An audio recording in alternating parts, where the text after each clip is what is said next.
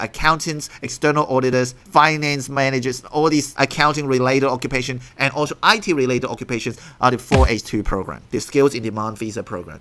Get a job, find an employer, get sponsored. Let's talk about the Australian migration policy right now, right here. Today is the 18th of November 2025 and the states have received their final allocation finally. And let's talk about what to do and how to reposition yourself this financial year if you want to get Australian skilled visa, the point tested one. Without further ado, let's get started. Welcome back to my channel. My name is Johnny. I'm the migration lawyer in Sydney and I help people to get PR faster. If you haven't subscribed, make sure you hit the subscribe, like and share this video to your friends. If you've got questions, pop it in the comment sections and I'll try to answer that for you. This financial year, there's a lot of changes. In the previous years, all the states and territories get their final skills migration, final allocation for 190 and 491 around August, September mark. But this year, in mid to late November. And basically, a lot of allocation has been cut for the overall 190 program and 491. So the biggest gain is in Queensland. They have gained 1,000 spots comparing to previous years. And all the other states have suffered losses and reductions to a certain degree. The biggest state last year was WA. They had 5,000 spots. This year, they're still big, but they have reduced to 3,000-ish. And even though the Premier of WA has emailed, actually sent a letter to the Prime Minister asking for more allocation, they didn't get it. Well, it's life. Maybe they're planning something big in the federal government, we don't know. But based on the facts that we get, this is what we see. Actual and exact allocation depends on your current state. If you want to know, you can go to your state's migration website to gain further information. I do recommend you to go back to the primary source. My goal here is to tell you what I think and what are my analysis instead of reading stuff off the book. When it comes to general skill migration program for this year, the lucky bit would be tradies. If you're an electrician, plumber, or carpenter, joiners, tilers, and bricklayers, congratulations, all these are getting invited at 65 points. Welders got it at 70 points in August round for the latest round. We don't have the official data, official results yet from the Department of Home Affairs. We're still waiting for it to come through, but we're expecting 65 across the board for 189. If you're studying carpentry and all this stuff, congratulations. Complete the program, get the PSA, get the job ready program done, get a skill assessment, and make sure you have 65 points, and you're all sorted, mate. You're all sorted. However, if you're in some other occupations like accounting, IT, in the latest round in November, based on the information that we have for now, we don't see any invitations for accounting related occupations. For IT related occupations, maybe multimedia specialists, you probably get some of that, but not a lot got invitations. So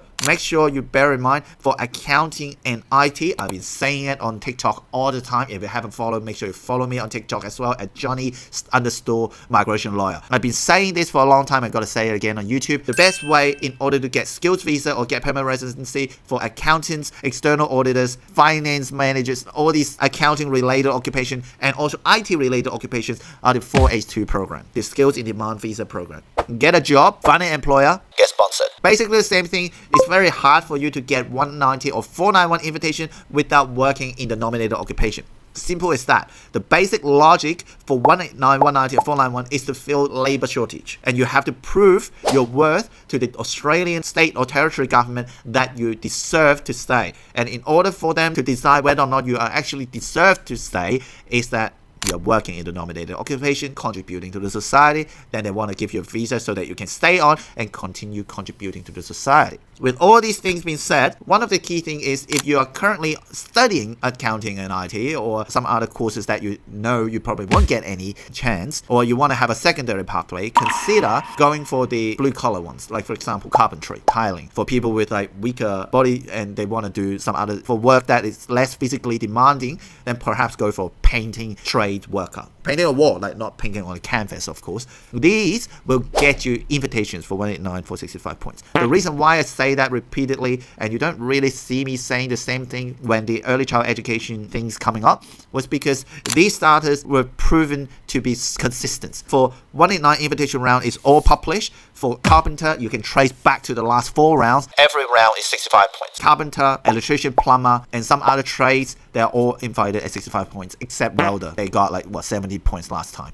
I don't know whether or not they don't have any welders at 65 points, so they could only invite the one at 70. I have no idea. But the idea here is 70 is also not a high point.